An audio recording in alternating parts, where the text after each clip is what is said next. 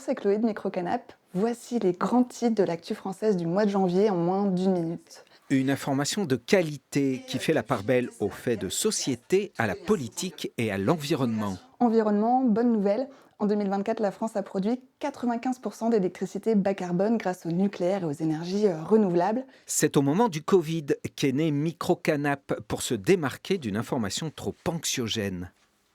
Je me suis dit, bon, comment produire de l'information où je vais limiter cette perception négative alors que le sujet est positif en soi.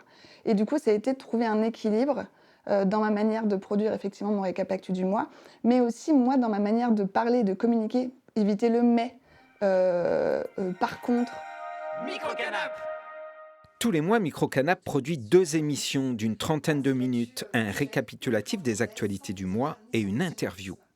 Merci d'être avec nous. Bonjour. Bonjour. Alors, rentrons tout de suite dans le vif du sujet. La loi du 9 décembre 1905 établit la laïcité en France en séparant les églises de l'État. L'information est rigoureuse, elle est recoupée plusieurs fois à partir de sites officiels et de médias. Elle s'appuie sur des chiffres et s'inscrit dans la durée. j'arrive à être objective sur des sujets donnés et donc à être neutre, c'est-à-dire que je vais majoritairement parler de faits et aussi combien de fois j'ai produit des émissions où le résultat c'est loin, c'est même parfois l'opposé de ce que je pense.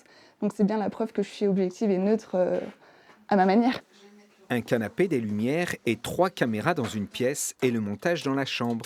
La journaliste se débrouille avec les moyens du bord. J'ai trouvé un prompteur gratuit sur internet pour pouvoir faire mes petites vidéos promo et mon récap actu. Chloé Haro a toujours voulu devenir journaliste. Collégienne, elle écrivait ses premiers articles dans un blog. Elle est sortie diplômée de l'Institut supérieur des médias.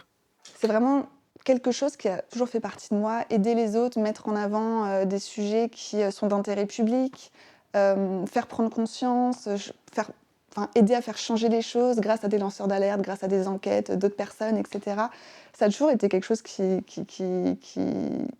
m'a plu et qui me plaît encore. Et aujourd'hui, produire du journalisme autrement, ça me fait du bien. Parmi les 1200 abonnés, ce sont les trentenaires les plus nombreux.